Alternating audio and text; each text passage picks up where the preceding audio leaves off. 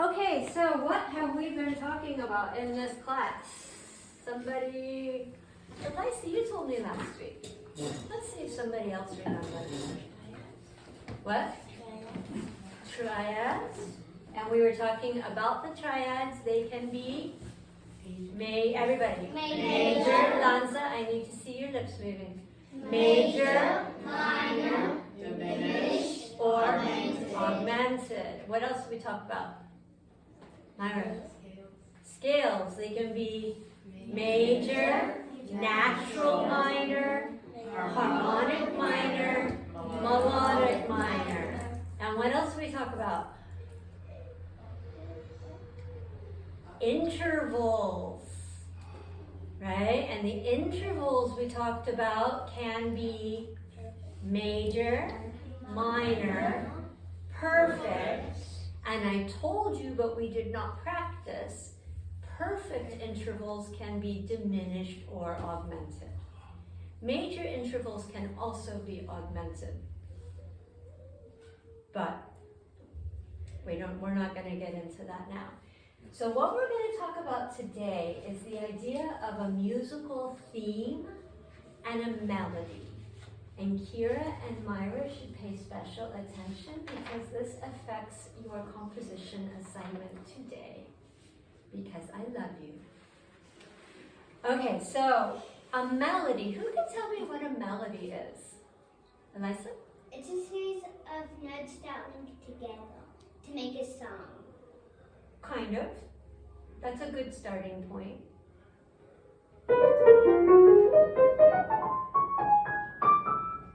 Is that a melody? No. You are rejecting my melody.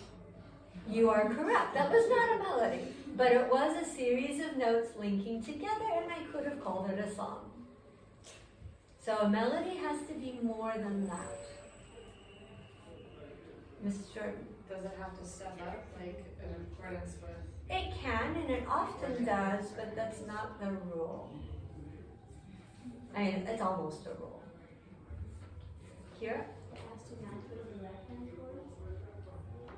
But what if you're not playing piano? What if you're by yourself? What's a melody? Flow. Like sing, like What? something that is like you can sing. Something you can sing. Now you're getting on the right track, Surya.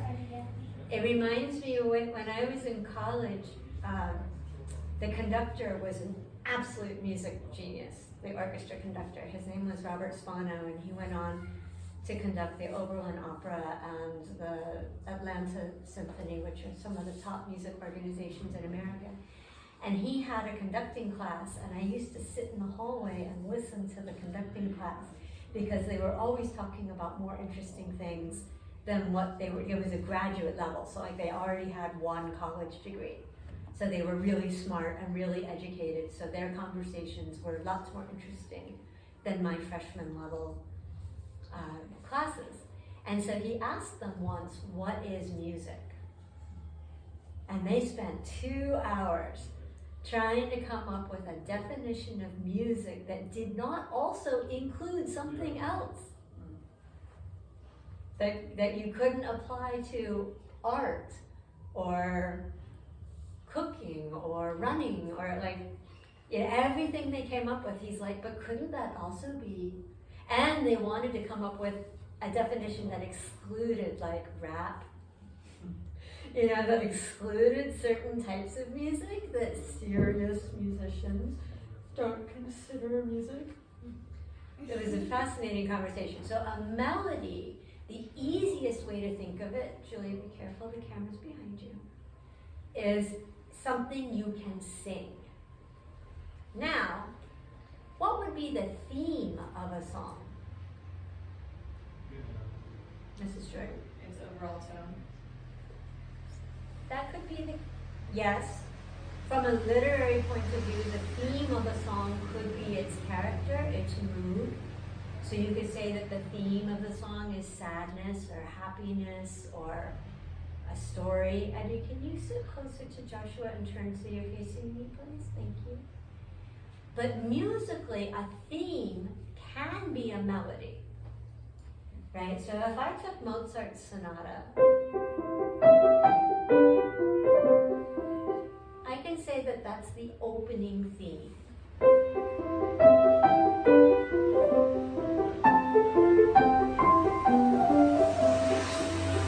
Now it became the opening phrase, a whole sentence.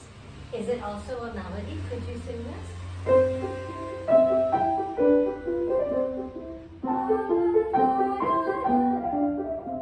Yeah, it's pretty singable. But what about equises? That's my opening theme. Is it a melody? Not really. And good luck singing that. It jumps around a lot. I mean, think about like when you get a song stuck in your head and you're like walking around the house. And so like Minuet 1.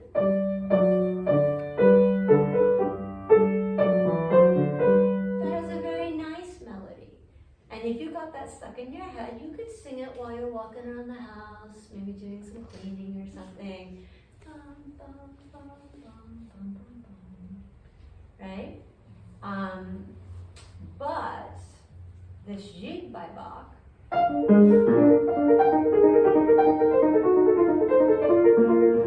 that's the opening theme. Is that a melody? No, good luck singing. Yeah, good luck singing that.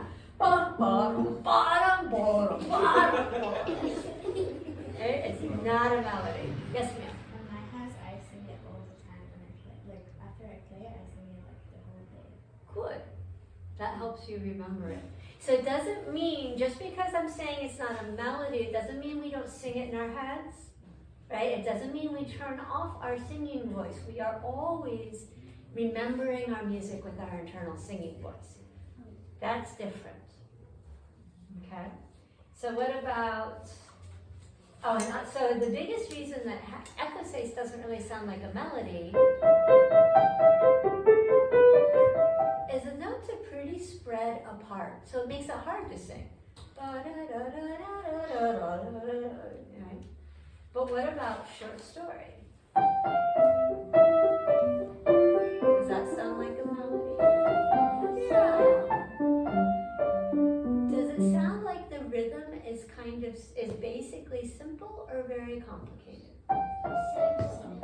Simple. Ta, 1, 2, 3, ti, ti, ta, ti, ti, ta, 1, 2, 3. And that's not just because it's in book 2. If I play that Mozart melody again, ta, ta, ta, ta, ta,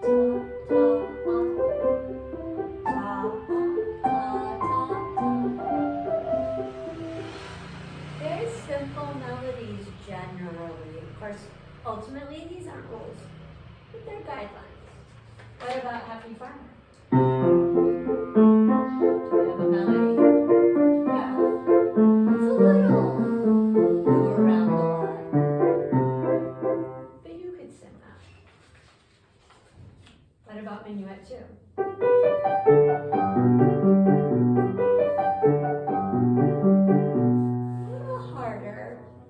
But I think it could be a melody. I certainly get it stuck in my head when I'm teaching it a lot. Thanks, guys. And then what about children at play?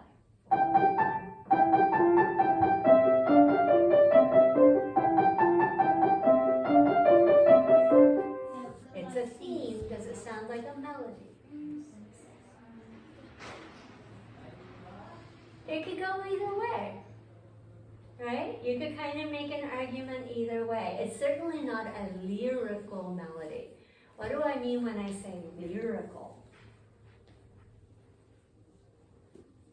Kira? You can sing with words. Yeah, the idea is that it really makes you feel like singing. Again, Mozart. Mozart loved to write operas. So you can't play Mozart's music without imagining somebody singing it. Think about Arietta. Very nice melody. And even a duet.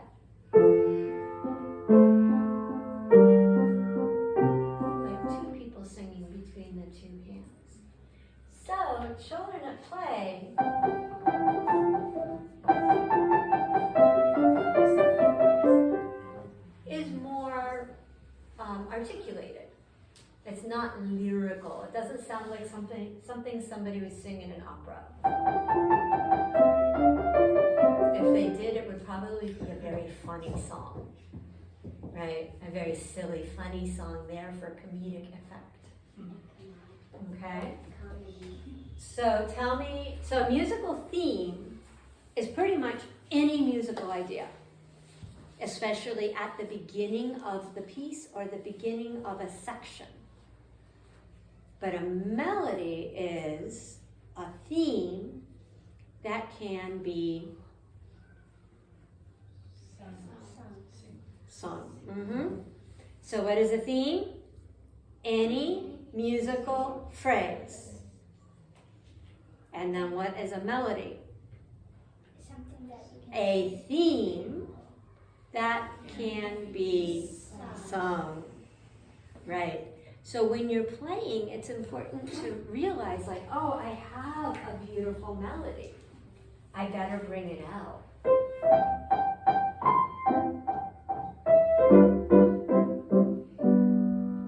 Or I have counterpoint. And this one I should not even try to play because it has been about 10 years. Oh, good, the book's missing. Oh, that's too bad. Oh, there it is. I should just ask Myra to play it for me because she's studying it. But if we listen to The Invention by Bach,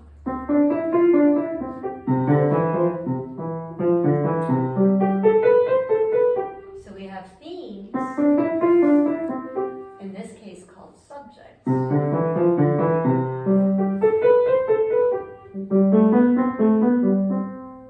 But that's not a melody, right? So then to tie it all in, and then we have to go to piano. So when we're talking about music before Bach, we actually have a lot of melodies because most of it was only sung or made up on instruments. And then during the time of Bach, during the Baroque period, the emphasis was not so much on melody, as I've shown you with the Bach Gigue and the Bach Invention, but they weren't without melody. We also got Minuet 1 from him, and that had a delightful melody. But they were more interested in developing the vertical idea of music, many voices, polyphony. And then by the time we get to Mozart, in the classical era, Mozart was the king of melody. So start the crown. Yeah. And then many people tried to take that crown from Mozart. When you go in later in history, the Romantic music has some of the most beautiful melodies ever created. But that's one way that we really know what we're listening to, is the quality of the melody. It can be a big clue as to whether we're listening to the music of Bach or Mozart or Beethoven or their colleagues or people who came after Beethoven. And then when we get to somebody like Bartók, who's the last piece, it can get muddy again. Okay, so melody and theme are really important music vocab words. Let's stand up for theory and toes together, and we say, Thank you for teaching. Thank you for learning. If you are not a pianist, you